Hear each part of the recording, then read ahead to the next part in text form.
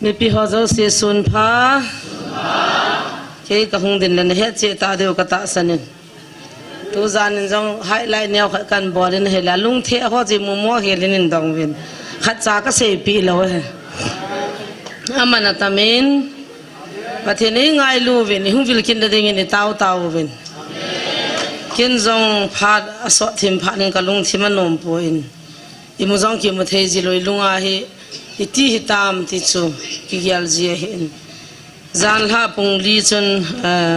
Gabriel Van Tilville na amin chiwa chun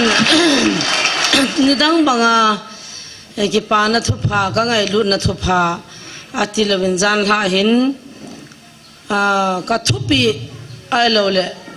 ka ngai lu na ochang don lo walu le na ta salung ya lo asang tan pi ham pathin lung chim nat na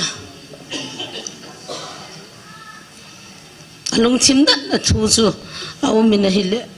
lung chim no mo tan ki wa jong ko mo ka cha te ka ngai lu na ka ko na ka se pi ka hil na ka cha ten adon bai nu le pan cha ten thua man lo de na ki lung hang ji hi chi banga chu na ta salung ya lo asang tan hi ji chun na pathinun ka ngai lu na ninga ni la ka hung vil diu na he tin April 9 Wednesday ni ni ha lang pung thum le tu ni apa na ninga ni ti che Wednesday hung hinamo thang nya hung hi de hin tu na sympathize ha hung vilun jinga pa na ninga ni ti hin na he chi chu tarik ko ni ha lang pung thum le pathin ni hung vil diu hin ilung chim chen taw na ta thon ki gon hung utin pakai lung lai na pakai lung lam nam mi te hiwa ingai chati deu le ama lung de bang ilun thei chi na deu inamo pakai ngai lu na he che the na ding in taw hatin a he chil nom amuchil nom do nom nei asu chit nom apho nom asu thip nom alo le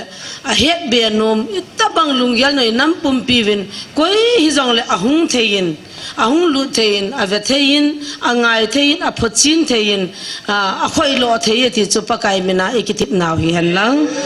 hi chin ding chun bon chan lungilin taw na pomina na ki gengutin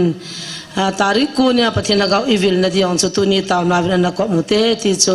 ki pa thu sei le pathin in ansol Gabriel thu hil chu ka hung phon do ha ka ki pa